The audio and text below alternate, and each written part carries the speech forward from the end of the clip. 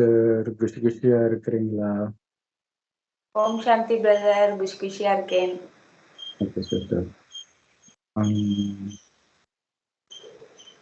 இப்ப வந்து திருக்குரான் 4வது அத்தியாயம் பெண்கள் தலைப்புல 90வது வசனத்துல இருந்து பார்க்க போறோம் சிஸ்டர். அது படிங்க. எவர்களுக்கும் உங்களுக்கும் இடையே உடன்படிக்கை இருக்கிறதோ அந்த சமூகத்தவர் பால் சென்று சேர்ந்து விட்டவர்களையும் அல்லது உங்களை எதிர்த்து யுத்தம் புரியவோ தங்கள் இனத்தாரை எதிர்த்து யுத்தம் புரியவோ அவர்களின் மனங்கள் நெருக்கடிக்குள்ளான நிலையில் உங்களிடம் வந்து சேர்ந்தவர்களையும் தவிர இத்தகையோரை கொல்லாதீர்கள், சிறையும் பிடிக்காதீர்கள். ஏனென்றால் மேலும் அல்லாஹ் நாடி இருந்தால் அவர்களை உங்கள் மீது சாட்டியிருப்பான். அப்போது உங்களை எதிர்த்து அவர்கள் போர் செய்திருப்பார்கள்.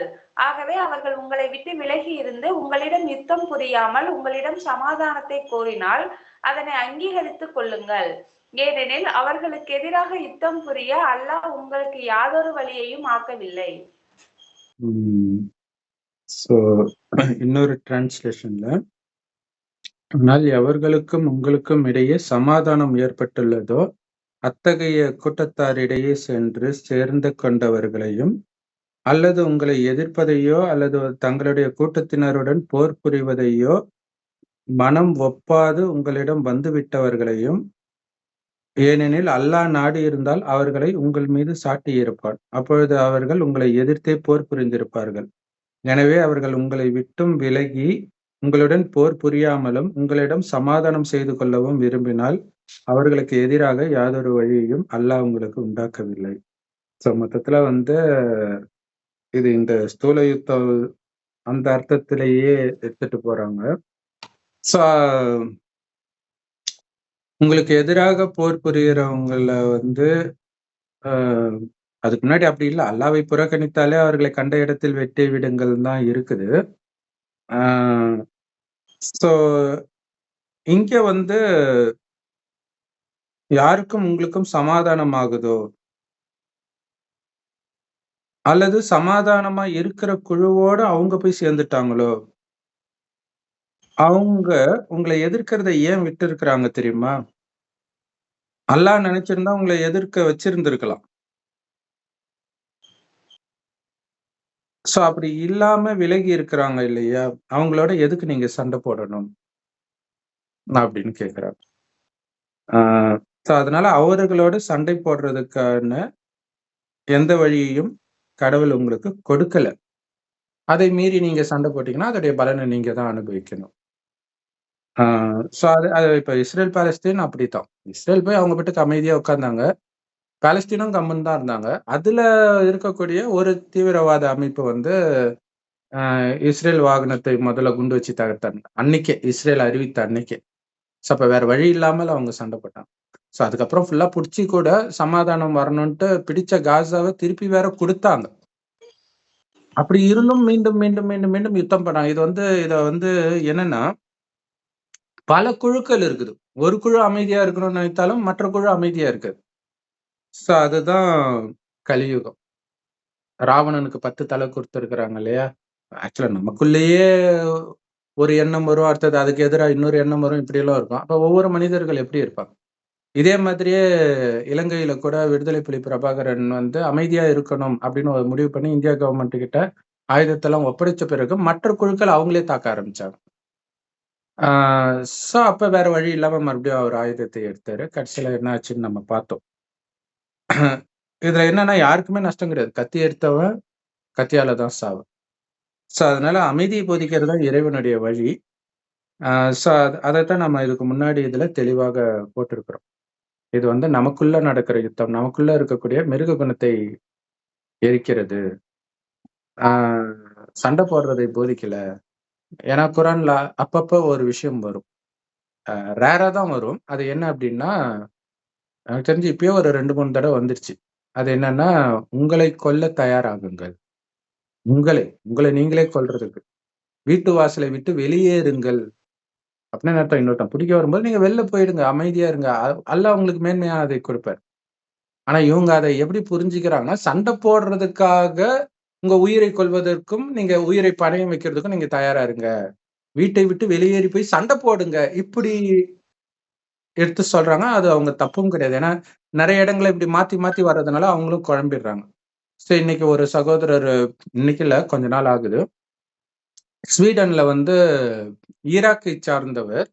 ஆஹ் அவரு இங்க ரெஃப்யூஜியா வந்து குரான்ல இருக்கக்கூடிய சில விஷயங்களை சொல்லி பப்ளிக் ஸ்பீச்ல இப்படி எல்லாம் இருக்குது அப்படின்னு சொல்லிட்டு இப்படி எரிக்கிறார். அப்படி பார்த்தா எல்லா மத புஸ்தகத்தையுமே எரிக்க முடியும். ஏன்னா எல்லா மதத்திலுமே அந்த மாதிரி கொலை பண்றது இந்த மாதிரி விஷயங்கள் இருக்கதான் செய்யுது. ஸோ அப்ப என்ன பண்றாங்க, அது 2023ல இந்த மாதிரி தொடர்ந்து பண்ணிட்டு இருந்திருக்கிறாரு. இப்ப 2 வருஷம் கழிச்சு ஒருத்தர் அவர் வீடு பூந்து அவர டிக்டாக்ல லைவ் ஸ்ட்ரீம் பண்ணிட்டு இருக்கும்போது கொன்னு இருக்கிறார்.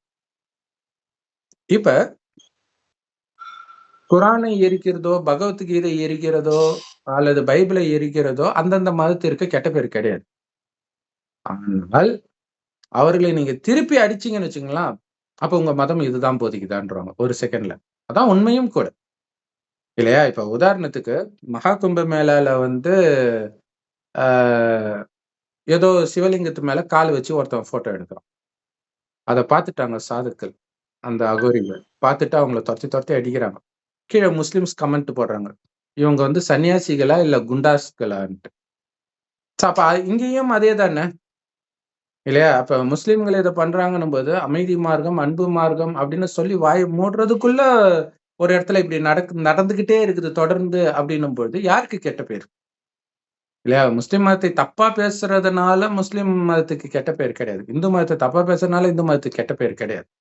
நம்ம ஏற்கனவே சொல்லிருக்கோம், அந்த திருப்பரங்குன்றத்துல கூட முஸ்லிம்கள் போய் ஆட்டை வெட்டுறதுனால இந்து மதத்துக்கு ஒண்ணும் கெட்ட பேர் கிடையாது. ஆனால் நீங்க அந்த அந்த இடத்துல ஆட்டை வெட்டக்கூடாதுன்னு ஏன் சொல்றீங்க?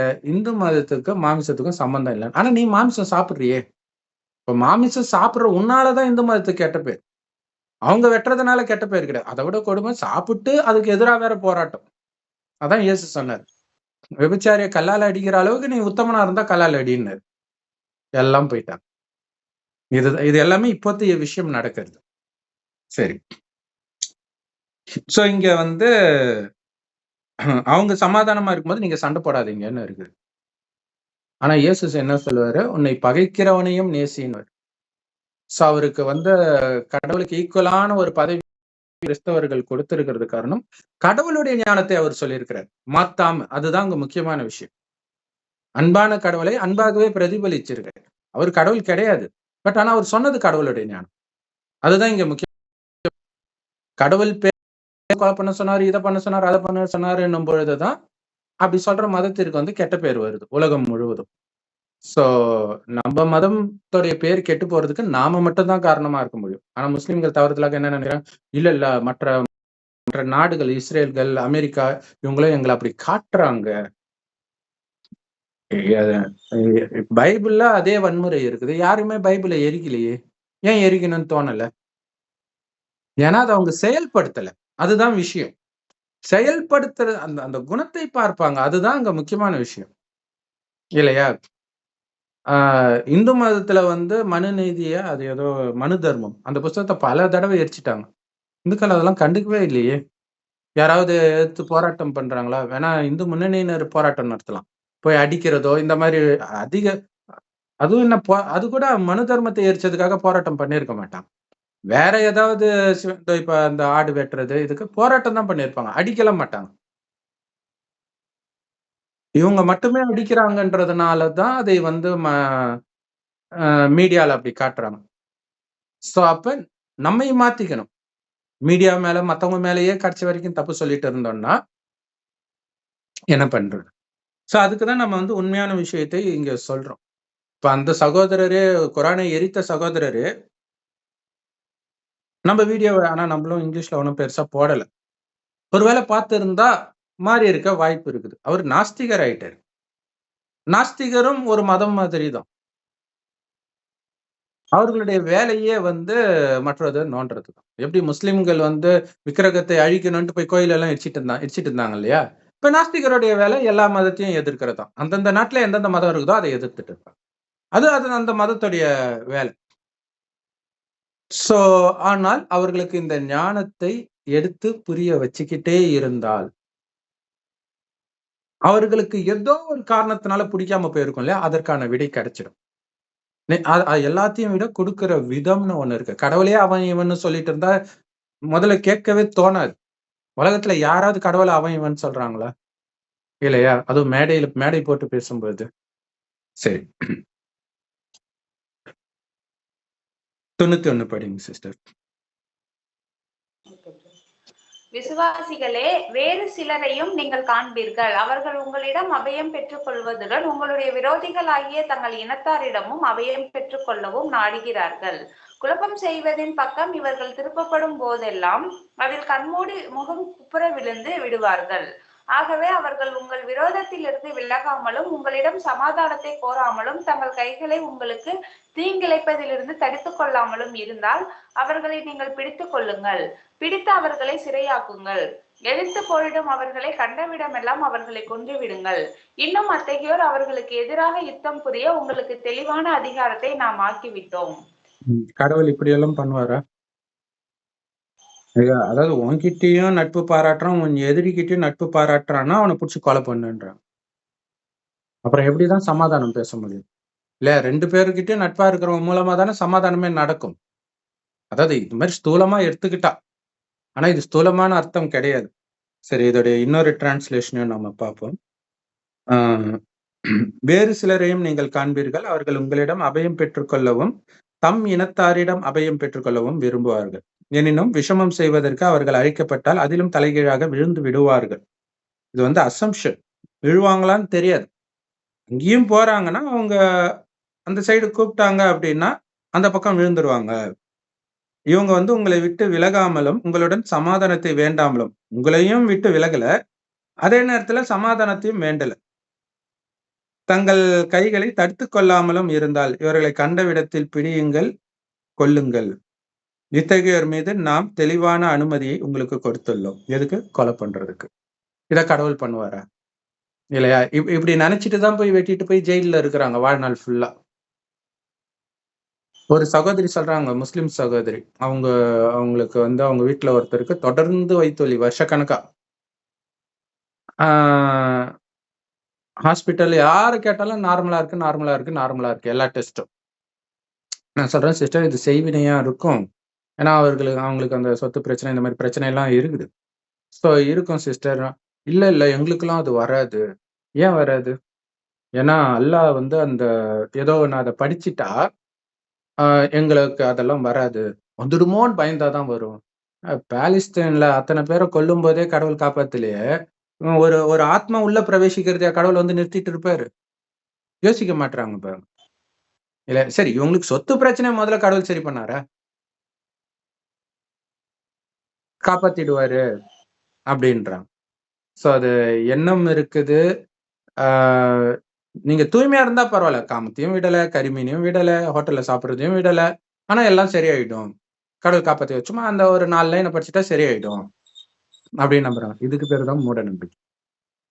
காக்க காக்க கனகவேல் காக்க அப்படி சொல்லிட்டா சரியாயிடுமா? இல்லையா? பாவம் செய்யறதுக்கான தண்டனை கிடைச்சுதானே தீரும். சோ அது பாவம் எதுன்னு முதல்ல தெரியணும். அது கடவுள் தான் அது சொல்ல முடியும். எந்த மதமும் சொல்லாது. எல்லா மதமும் பாவம் செய்யறத தான் பாருங்க கொலை செய்வதற்கு கடவுள் அனுமதிச்சார். இப்படி சொல்லப்பட்டிருக்குது. இப்ப இத சொல்லும்போது முஸ்லிம் சகோதரர்கள் என்ன தெரியுமா சொல்லுவாங்க? இல்ல அமைதியா இருக்கிறது நல்லதுன்னு ஒரு இடத்துல போட்டிருக்குன்னு அதை எடுத்துட்டு காட்டுவாங்க. அப்ப நீங்களே ஒத்துக்கிறீங்க இதுல மாத்தி மாத்தி போட்டிருக்கு இல்லையா? அததான் நம்ம சொல்றோம். மனித வழியும் கடவுளுடைய வழியும் கலந்து இருக்கும் எல்லா வேதங்களிலும். மனித வழி 99% 1% கம்மியா தான் கடவுளுடைய வழியும் இருக்கும். சோ அதுதான் நம்ம சொல்லிட்டு இருக்கோம். அப்ப இவங்களுக்கு இது கொலை பண்றத பத்தி சொல்லல அப்படின்றத ஏத்துக்க மனசு வர மாட்டேங்குது. யாருக்குமே, பெண்களுக்கே அவ்வளவு கோபம் வருது. ஒரு சகோதரி கமெண்ட் போட்டிருக்காங்க. அப்ப அநியாயம் செய்யறவங்க கிட்ட அன்பு செய்ய சொல்றியா? அததான் இயேசு சொல்றாரு இல்லையா? சரி. அததான் ராமாயணமும் போதிக்குது. ராமாயணத்துல அதானே பண்றாரு. அநியாயம் செய்யற அந்த சித்தி காலிலே விழுந்துட்டு ஆசீர்வாதம் வாங்கிட்டு காட்டுக்கு போறாரு ராமன். தன் சொத்தை அபகரிச்சு, ராஜ்யத்தை அபகரிச்சு காட்டுக்கு போடான்னு துரத்தனவன் காலில் விழுந்துட்டு போறாங்க. சரி. சரி, இதுக்கு என்ன ஆன்மீக ரகசியம் இருக்குதா இந்த பாயிண்ட்லனா? இருக்குது. பிரம்மகுமாரிகள் மூலமாக கடவுள் கொடுக்கிற ஞானத்துடைய சாரம் என்னன்னா, இந்த பூமி சொர்க்கமாக படித்தார், இப்ப நரகமா மாறிடுச்சு. சொர்க்கத்துல காமம், கோபம், பற்று, பேராசை, அகங்காரம் இருக்கிறது. காரணம் ஆத்மான்ற உணர்வுல இருப்பாங்க, அதாவது உயிர். சோ ஒருவரை ஒருவர் ஆத்மான்னு பார்க்கும்போது காமம் எப்படி வரும்? உடம்பை பார்த்தா தானே வரும். சோ உடம்பை பார்க்குற பழக்கமே இருக்காது இயல்பாகவே. அதனால அங்க காமம், கோபம், பற்று, பேராசை, அகங்காரம் இருக்காது. இதுதான் பாவமே. அதனாலதான் சொர்க்கம் சொர்க்கமாகவே இருக்குது. எப்ப மனிதனுக்குள்ள காமம், கோபம், பற்று, பேராசை, அகங்காரம் வருதோ அப்பதான் பிரச்சனை. காரணம் உடல்னு நினைக்க ஆரம்பிச்சிடுறாங்க 2500 வருஷம் கழிச்சு. சோ அப்ப பாவத்தினால உந்தப்பட்டு அப்பதான் மதங்கள் எல்லாம் உருவாகுது. மனித வழி, ஒரு வழி. இதுக்கு முன்னாடி இருந்த வழி தப்பு, இந்த வழி. ஒரு கணவன் மனைவி, கணவன் சொல்றது மனைவி தப்பு தப்புன்னா அந்த குடும்பம் உருப்படுமா? மனைவி சொல்றது தப்பு தப்புன்னு சொல்லிட்டே இருந்தா அந்த குடும்பம் உருப்படுமா? அந்த மாதிரிதான் இதுக்கு முன்னாடி உள்ளது தப்புன்னு சொல்லிட்டு ஒரு மதம் வந்துச்சுனாலே சாத்தான் உள்ள வந்துட்டான்ட்டு அர்த்தம். சோ கடவுள் உருவாக்கிய தேவதை தர்மம் அது இந்துன்னு ஆகுது. இந்துன்னு ஆகும்போதே என்ன ஆகுது? கடவுளுடைய வழியை மீற ஆரம்பிச்சிடுறாங்க.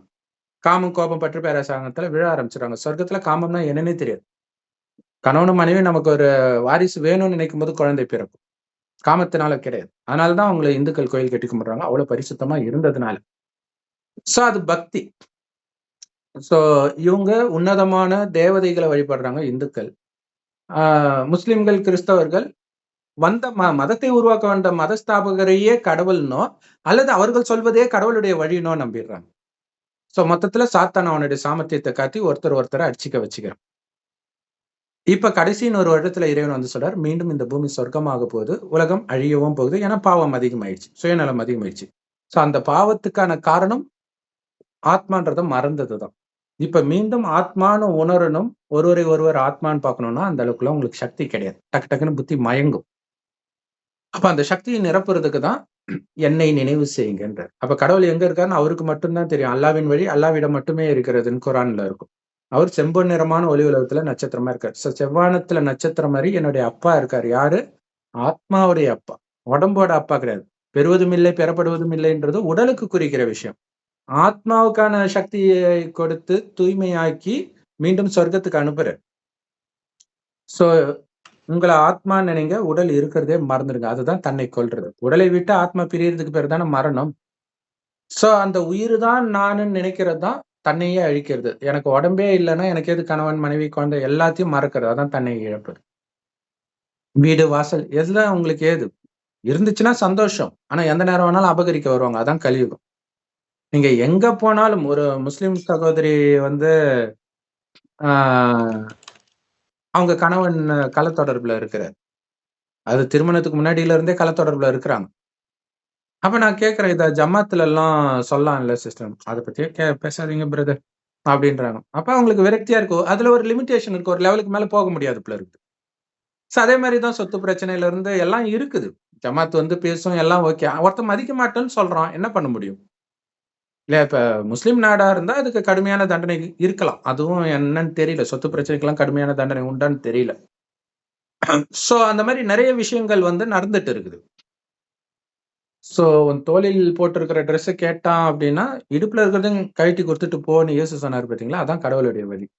இங்க கழட்டி கொடுக்கறத விட ஒன்னிதே கிடையாதுன்னு நினைச்சுக்கோ எதுவுமேன்ற. அதனால்தான் தர்மர் அவர் முன்னாடியே அவருடைய மனைவி துகிலுரியப்படும் போதோ கடத்தப்படும் போதோ அமைதியாகவே இருக்கிறார்.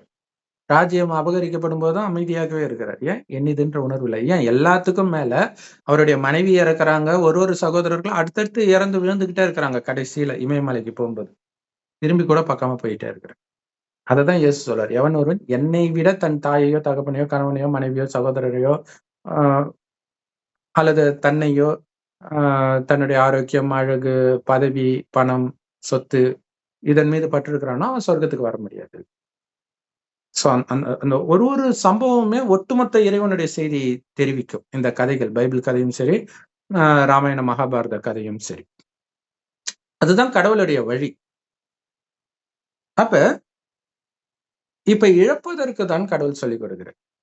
அதுதான் வீட்டை விட்டு வெளியேறுங்கள். எப்ப? அபகரிக்கும் போது அமைதியா போயிடுங்க. ஆனா நீங்க போற இடம் நல்லவர்கள் இருப்பாங்க. அதுதான் முக்கியமான விஷயம். ஒரு ஒரு பாவம் செஞ்சிருக்கிறோம் முன் ஜென்மங்கள்ல, அல்லது இப்பயே கூட நம்ம எல்லாம் உத்தமனா? ஒரு பொண்ண இச்சையா பார்க்கிறத விட மிகப்பெரிய பாவம் கிடையாதுன்றாரு கடவுளு. இவங்க விக்கிரக வழிபாடு கொலை செய்யறத விட மிகப்பெரிய பாவம்ன்றாங்க. அதுதான் அர்த்தம் 2மே. விக்கிரகம்ன்றது என்ன? உடலை வழிபடுறது தான். அப்ப நீ காமத்துல மயங்குறன்னா, உடலை வழிபடுறன்னு அர்த்தம். அப்படியே தீவார்த்தனை காட்டினா தான் வழிபடுறதுன்னு அர்த்தம் கிடையாது. டி. ராஜேந்தர் பாட்டுலயே அந்த மாரிலாம் அ உடலை வழிபடுற மாதிரியே பாட்டெல்லாம் வந்திருக்கும். அ அந்த பொண்ணுடைய அழகை வர்ணிக்கும் பொழுது. சரி. சோ இப்ப ஆத்மான்னு உணருங்கள். அதுதான் தன்னைத்தானே கொல்வது அப்படின்னு சொல்றது. சோ அப்படி இருக்கும் பொழுது, எனக்கு அப்பாவும் கிடையாது, அம்மாவும் கிடையாது. எல்லாம் இறைவன் தான். சொத்து கிடையாது, எதுவும் கிடையாதுன்போது ஒரு நாடே எப்படி எண்ணிதா ஆகும்? அந்த நாட்ட புடிக்கணுன்ட்டு சண்டை போட்டு எத்தனை பேர் இறக்குறாங்க, அழுவுறாங்க. இவனுங்க சண்டை போடுறவங்க அவங்களெல்லாம் பார்த்துக்கவா போறானுங்க? அந்த சண்டை போடுறதுக்கு ஆயுதத்துக்கு வாங்குன காசுக்கு அவங்கள பார்த்துக்க முதல்ல சண்டை போடலன்னா அந்த நிலைமையே அவங்களுக்கு வந்திருக்காது. சரி. ஸோ அந்த மாரி 2 பக்கமும் இருந்தா அவங்கள கொன்னுடுங்க. ஏன்னா உங்களுக்கு துரோகியாக மாறிடலாம் அப்டின்ட்டு. ஆ இது ஆக்சுவலா வந்து அந்த பாலஸ்தீன், இஸ்ரேல் இதுல வந்து அந்த மாரி சரி உலகியல் உதாரணம் குடுக்க வேண்டாம்னு நெனைக்கிறேன். ஏன்னா உலகியல் அர்த்தத்தை புரிஞ்சுகிட்டே தான் பாவம் நெறைய பேர் வந்து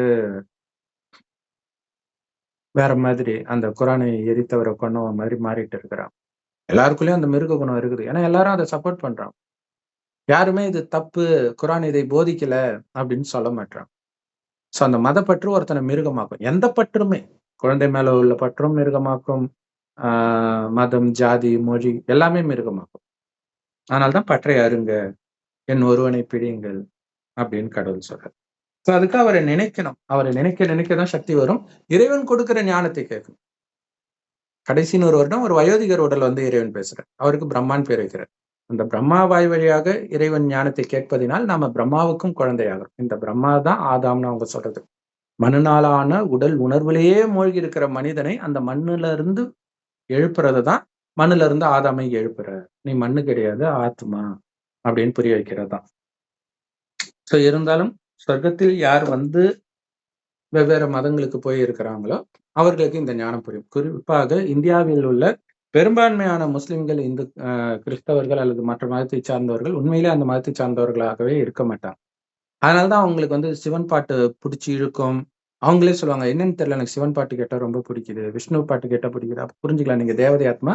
அந்த முகலாய படையெடுப்புல வந்து ரொம்ப நெறைய டாக்ஸு, கற்பழிப்பு போன்ற நெறைய விஷயங்கள் நடக்கிறதுனால வேற வழி இல்லாமல் சௌராஷ்டிராக்காரங்கலாம் அங்கருந்து பயந்துட்டு இங்க ஓடி வந்தாங்க. தமிழ்நாட்டுக்கு அப்படிதான் வந்தவங்களே அவங்க. ஆ ஸோ இப்படி வேற வழி இல்லாம மாறி இருப்பாங்க. அது அப்படியே தொடர்ந்து வந்துட்டு இருக்கும். ஆனா, அந்த தர்மம் இருக்கு பாருங்க, அது ஸ்லைட்டா தூண்டுதல் கிடைச்ச உடனே டக்குன்னு ஏதோ பண்ணும். பட் இருந்தாலும் இவ்வளோ நாள் அந்த மதங்கள்ல இருந்தனால ஒரு பற்றும் இருக்கும். அதுலருந்து கொஞ்சம் கொஞ்சம் கொஞ்சமா இந்த ஞானத்தை கேட்க கேட்க அப்படி இல்லன்னா நம்ம வீடியோ வந்து முதல்ல ரெகுலரா பார்க்கவே முடியாது. ரெகுலரா பார்க்குறீங்க அப்படின்னாலே, டவுட்டே தேவையில்ல. நீங்க சொர்க்கத்தில் வாழ்ந்த தேவதை தான். இறைவனுடைய ஞானத்தை முந்தைய கல்பத்திலும் எடுத்திருக்கீங்க. ஏன்னா நடந்ததே தான் திரும்ப திரும்ப நடக்கும். 5000 வருடம் முன்னாடி இதே வீடியோ நான் போட்டிருந்தா தான் இப்பவும் போடுவேன். ஒவ்வொரு 5000 வருஷம் கழிச்சும் இந்த நேரம் இதான் நடக்கும். ஸோ இதெல்லாம் கேட்கும்போது உங்களுக்கு இவ்வளோ நாள் கிடைக்காத ஒரு பதில் கிடைக்குது அப்படின்னாலே, நீங்க தேவதை ஆத்மா தான். சரி. ஆ ஸோ இதுக்குள்ள இருக்கக்கூடிய ஆன்மீக ரகசியம் என்ன அப்படின்னா, ஆ 2 பக்கமும் இருக்கிறாங்க அப்படின்னும் பொழுது, அவர்களை கொலை செய்யுங்கள். ஆக்சுவலி இந்து மதத்துல இருக்கும். இல்லாதது கிடையாது குரான்ல. இந்த கொலை செய்ற விஷயம் வந்து இந்து மதத்துல இத விட ஆக்ரோஷமாகவே இருக்கும். ஆனா என்ன ஒண்ணுன்னா, அது நமக்கு கொடுக்க கட்டளையாக இருக்காது. ஒருத்தங்க அப்படி பண்ணியிருப்பாங்க அவ்வளோதான். ஸோ அது ஏற்கனவே அப்படி நடந்துச்சுன்னு தான் எடுத்துக்கிறாங்களே தவிர, எங்களுக்கு இது கொடுக்கப்பட்ட கட்டளைன்னு இந்துக்கள் எடுத்துக்கிறது கிடையாது. அப்படி சொல்லப்படவும் கிடையாது. அதனால ஏதோ நல்லா இருக்கிறாங்க. சரி. ஆ பரசுராமன் ஒருத்தர் இருப்பார். அவர் சத்திரியர்கள் அத்தன பேரும் பார்த்த இடத்துலலாம் கொலை பண்ணிக்கிட்டே இருப்பார். அவருக்கு ஒரு அநீதி நடந்ததுனால இதுக்கெல்லாம் காரணம் சத்திரியர்கள் தானே, அவனுங்க உயிரோடவே இருக்கக்கூடாதுன்ட்டு யாரை பார்த்தாலும் வெட்டிக்கிட்டே இருப்பேன். சரி, அது அது இந்த விஷயத்தை தான் சொல்லுது. சரி, அப்ப இதோடைய உண்மையான அர்த்தம் என்ன? கடவுள் பிரம்மகுமாரிகள் மூலமாக கொடுக்கிற ஞானத்துல இதுக்கு என்னதான் விளக்கம் சொல்லப்பட்டிருக்குது அப்படின்னா, கடவுள் சொல்றாரு, இந்த ஞானத்தையும் கேட்கிறாங்க, வெளி உலக விஷயத்திலும் மூழ்கி இருக்கிறாங்க. ஃப்ரெண்டா இருக்கிறத சொல்லல. ஃப்ரெண்டா தான் இருக்கணும் எல்லார்கிட்டயுமே. ஆனா வெளி உலகம் காமத்தை விடல, கோபத்தை விடல, கரிமீனை சாப்பிடுறத விடல, வெளியில சுத்துறத விடல, பெண்களை இச்சையா பார்க்கிறத விடல, அந்த அந்த மாரி குணத்தையும் வெளிப்படுத்துறாங்க அவங்க கிட்ட இருக்கும்போது, அவங்கள அவங்க கிட்ட இருந்து விலகி இருங்க. இல்லாட்டினா உங்களையும் கெடுத்துடுவாங்க. சோ இதுதான் அங்க வெட்டுங்க, வெட்டுங்கன்னு சொல்றது. கொலை பண்றது அப்படின்னு தான் இதுல போட்டிருக்குது. ஆனா அதுக்கு பின்னாடி உள்ள அர்த்தம் கொலை பண்றது கிடையாது அன்பு சகோதர, சகோதரிகளே. புத்தியினால அவங்கள கட் பண்ணி அவங்களுடைய தொடர்புல இருந்து விலகி இருங்க. இல்லாட்டினா எப்ப நீங்க ஒண்ணும் இல்ல, நம்ம குழந்தைங்கள ஸ்கூலுக்கு அனுப்பும்போது அதானே சொல்லுவோம். நல்ல பசங்க கூட மட்டும் சேருடான்னு சொல்லுவாங்க. இல்லையா? இன்னும் கேட்டீங்கன்னா பாத்தீங்கன்னா, இதுக்கு முன்னாடி நாங்க சின்ன வயசுல இருக்கும்போதெல்லாம், ஐயர் பசங்க பக்கத்துல மட்டும் உட்காருடான்னுவாங்க. ஏன்னா, அவங்களுக்கு இயல்பாகவே அந்த கடவுள் நம்பிக்கை இருக்கும். அந்த படிப்பு இருக்கும். அந்த மோசமான விஷயங்கள் இருக்காதுன்ட்டு. இப்ப ஆனா அதே மாரி இருக்கிறாங்களான்றது தெரியல. பட் அப்ப பார்த்த வரைக்கும் அப்படிதான் இருந்தாங்க. அவங்க யார் கூடயும் ஒட்ட மாட்டாங்க. தனியா இருப்பாங்க. சோ அதனால அப்படி சொன்னாங்க. அதுதான் முக்கியமான விஷயம். ஏன்னா, அந்த குணம் உங்களுக்கு வந்துடும். அதான் முக்கியமான விஷயம். ஆ ஏன்னா, தங்கள் கைகளை தடுத்துக் கொள்ளல தவறு செய்வதிலிருந்து. இவங்கள கொலை பண்றது கிடையாது. கொலை பண்ற விஷயமே கிடையாது. கடவுள் அதையா போதிப்பாரு. மகாபாரதத்துல அப்படிதான் காட்டிட்டாங்க பாண்டவர்கள கொலை பண்ண சொல்லி. அப்படியெல்லாம் ஒரு யுத்தம் நடக்கவே கிடையாது. பாண்டவர்கள் நாம தான். இப்ப கடவுளுடைய வழிபடி யார் நடக்குறாங்க? விரல் விட்டு எண்ணக்கூடியவர்கள். அதனால 5 5 பாண்டவர்கள். மற்றவர்கள் எல்லாரும் கௌரவர்கள் அப்படின்னு சொல்றாங்க. இந்துக்கள், கிறிஸ்தவர்கள், முஸ்லிம்கள், கடவுள் நம்பிக்கை இல்லாதவர்கள் எல்லாமே கௌரவர்கள் தான். ஏன்னா கடவுளை விட்டுட்டு மனித வழிகளை பிடிக்கிறாங்க. மனிதர்கள் உருவாக்கிய மதங்களை பிடிக்கிறாங்க. சோ அப்ப இங்க இங்க மெயின் விஷயம் வந்து இந்த ஞானத்தை, அதாவது பக்தியை கூட விட தேவையில்ல. இல்லையா? ஏன்னா இதை விட்டா குறைஞ்சபட்சம் அதையாவது அவன் புடிச்சுக்கிட்டும்.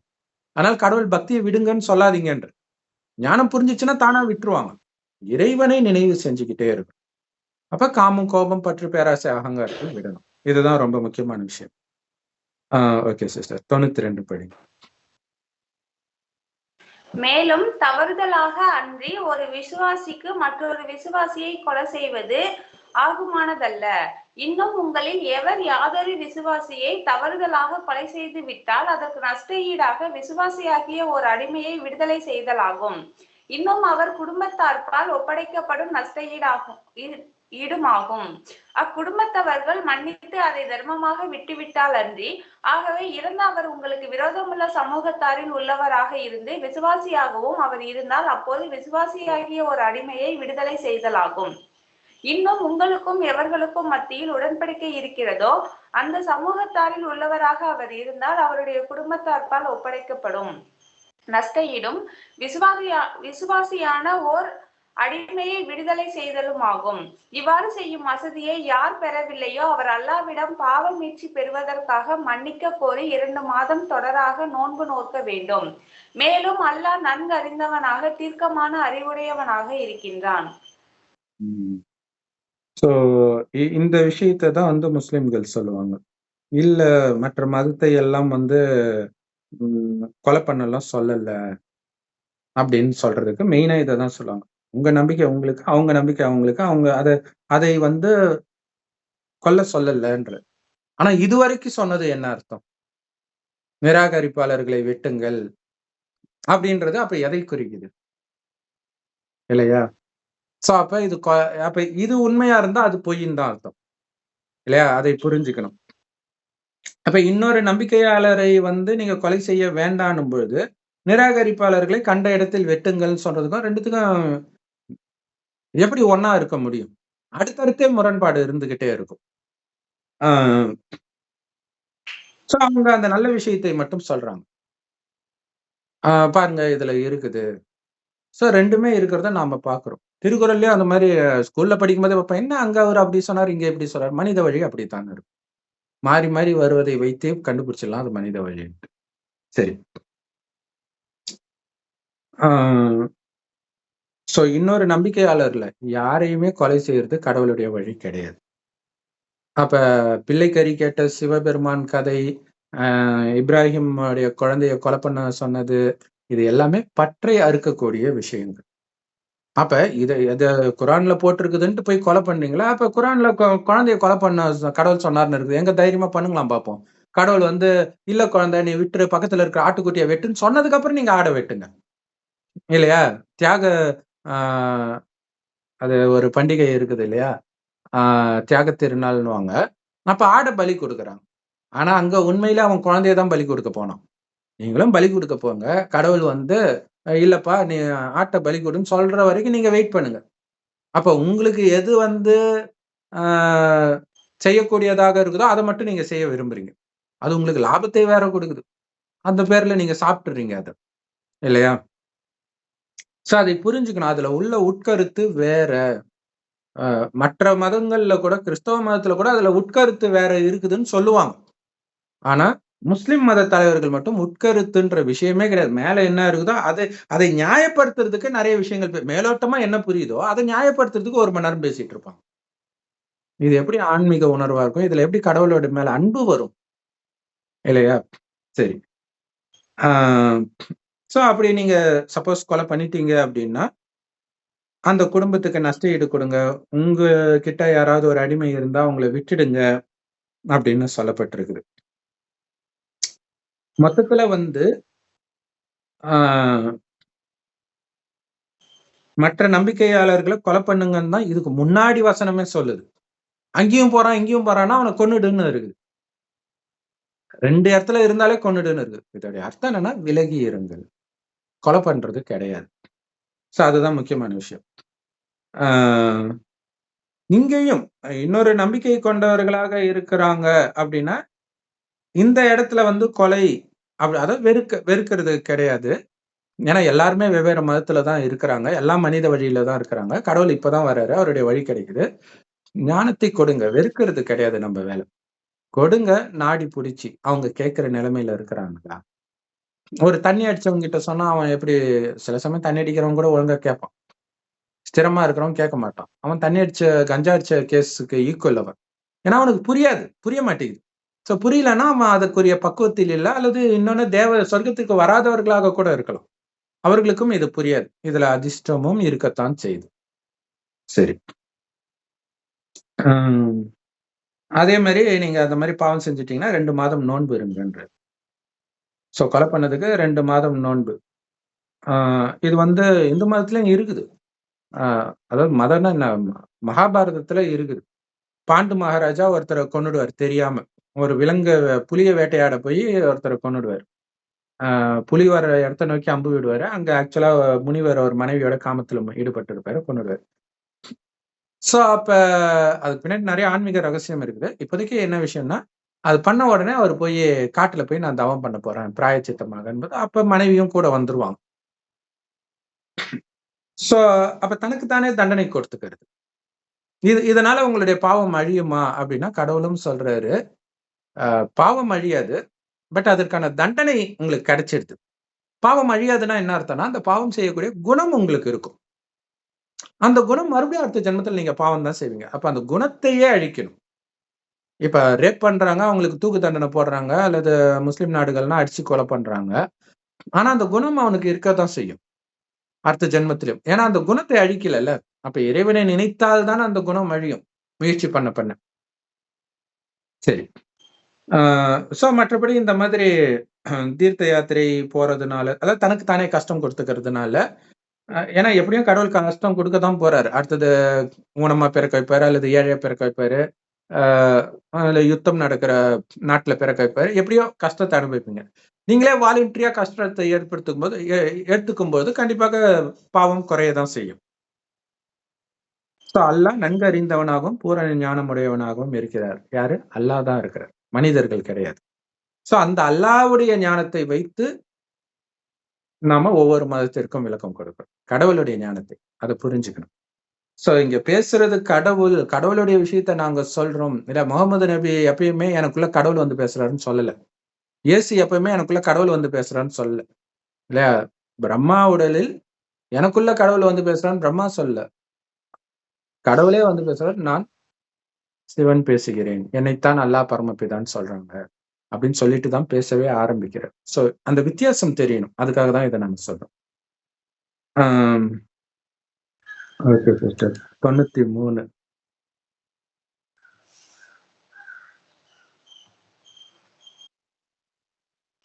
மேலும் எவர் விசுவாசியை வேண்டுமென்றே கொலை செய்தால் அவருக்குரிய கூலி நரகமாகும். அதில் அவர் நிரந்தரமாக தங்கி இருப்பவர், இன்னும் அல்லாஹ் அவர் மீது கோபம் கொண்டு அவரை சபித்து விடுவான். மகத்தான வேதனையையும் அவன் அவருக்கு தயாராக்கி வைத்திருக்கின்றான். சோ இங்க வந்து இறைவனை நினைவு செய்யறவங்களை யாரும் கொலை பண்ண மாட்டாங்க. ஒண்ணு கடவுளே பாதுகாப்பா இருப்பார், இன்னொன்னு அவர்களுடைய குணமும் அன்பானதாக தான் இருக்கும். ஆனா இங்க கொலை செய்யறதுன்றது, இந்த கொலைன்ற வார்த்தை அதாவது இங்கிலீஷ்ல ஒரு கெட்ட வார்த்தை வரும். அந்த கெட்ட வார்த்தைய சின்ன சின்ன குழந்தைங்களாம் யூஸ் பண்ணுவாங்க. அது ரொம்ப கெட்ட வார்த்தை. அது காமத்துல ஈடுபடுறதுன்னு அர்த்தம். ஆனா அத வந்து பல விஷயத்துக்கு யூஸ் பண்ணுவாங்க, பல அர்த்தத்துல. அந்த மாதிரி இங்க கொலைன்ற அந்த வார்த்தையை பல அர்த்தத்துல வந்து வருது, அந்தந்த கான்டெக்ஸ்டுக்கு ஏத்த மாதிரி. இங்க வேணும்னே கொலை செய்யறாங்க அப்படின்னும் பொழுது என்ன அர்த்தம்னா, வேணும்னே மறுக்கிறாங்க. இவங்க சொல்றது இறைவனுடைய ஞானம்னு தெரியுது, இருந்தாலும் அவர்களை நக்கல் அடிக்கிறது. ஏன்னா முன்னாடியே குரான்ல சொல்லப்பட்டிருக்கும், எல்லாரும் அந்தந்த புஸ்தகத்தை ஃபாலோ பண்ற மதங்கள் வந்து அவங்களோடவே இருக்கணும்னு ஆசைப்பட்டு உங்களை அல்லாஹ் தான் பேசுற தெரிந்தாலும் உங்களை அந்த பக்கம் போக விட மாட்டாங்கன்னு சொல்லியிருக்காரு. அதுதான் வேண்டுமென்றே கொலை செய்யறதுன்றது. அந்த மாதிரி இருக்கிறவங்களுக்கான கூலி என்ன? நரகம். நரகம் எது? ஆல்ரெடி நரகத்துலதான் இருக்கிறோம் இல்லையா? அப்படின்னா என்ன அர்த்தம்னா, சொர்க்கத்துக்கு வரமாட்டாங்க. எல்லா உலகம் அழியும் போது எல்லா ஆத்மா மேல போயிடும். இறைவனுடைய வழிப்படி உடல் உணர்வை முற்றிலும் மறந்து ஆத்ம உணர்வுல இருக்கிறவங்க சொர்க்கத்துக்கு வருவாங்க. மற்றவர்கள் இந்த முயற்சியே பண்ணல அப்படின்னா தண்டனையெல்லாம் அனுபவிப்பாங்க, செஞ்ச பாவத்துக்கு அனுபவிச்சுட்டு மேல கண்டிப்பா போய் தான் ஆகணும். அடி அதை வாங்கிட்டு போவாங்க. சொர்க்கம் முடிந்து நரகம் வந்த பிறகு அவங்க மதம் எப்ப வருதோ அந்த மதத்திலும் எல்லாரும் உடனே வந்துட மாட்டாங்க இல்லையா? கொஞ்சம் அதுல நல்லவர்களா இருக்கிறவங்க தான் ஆரம்பத்துல வருவாங்க. ரொம்ப மோசமானவர்கள்லாம் கடைசியில உலகம் அழியும் போது தான் வருவாங்க. ஒவ்வொரு கல்பத்திலயும் அவங்க நரகத்தின் உச்சியை மட்டுமே பார்ப்பாங்க. ஆனா பணக்காரர்களாக இருப்பாங்க. ஏன்னா முதல்ல வரும்போது அவங்களுக்கு பணம் எல்லாமே கொடுக்கப்படும். ஆனா கலியுகத்துல பணம் இருந்தா என்ன பண்ணுவாங்க? பாவம் தான் செய்வாங்க. சரி. சோ அந்த மாதிரி அவனுடைய கூலி என்ன? நிரந்தர நரகம். சொர்க்கத்தை எப்பவுமே அவங்க பார்க்க மாட்டாங்க. போட்டிருப்பாங்க. அதுல அவங்க நிரந்தரமாக தங்கி இருப்பாங்க. இன்னும் அல்லாஹ் அவர் மீது கடும் கோபம் கொண்டு அவரை சபித்து விடுவான். சோ இது வந்து ஆக்சுவலா இது தானாவே நடக்கிற விஷயம் தான். கடவுள் சாபம் எல்லாம் கொடுக்கறது கிடையாது. நரகத்துல இருந்து காப்பாத்துறதுக்கு வராரு. நீங்க கையை கொடுக்கல, அப்ப நரகத்திலே தானே இருப்பீங்க. அவ்வளவுதான். கடவுள் சபிக்கிறவர் கிடையாது. நீங்க எவ்வளவு பாவம் செய்தாலும் அதை மன்னித்து உங்களை காப்பாத்துறதுக்கு வராரு. அவர் பேரே மீட்பர்ன்ட்டு கிறிஸ்தவர்கள் சொல்லுவாங்க, லிபரேட்டர். இந்த நரகத்துல இருந்து நம்மை மீட்கிறவர். நீங்க தான் உங்களுக்கு நீங்களே சபிச்சுக்கிறீங்க. அதுவுமே குரான்ல வருது. கடவுள் பண்ணல, நீ செய்த காரியம் தான் பண்ணுதுன்னு ஒரு இடத்துல வருது.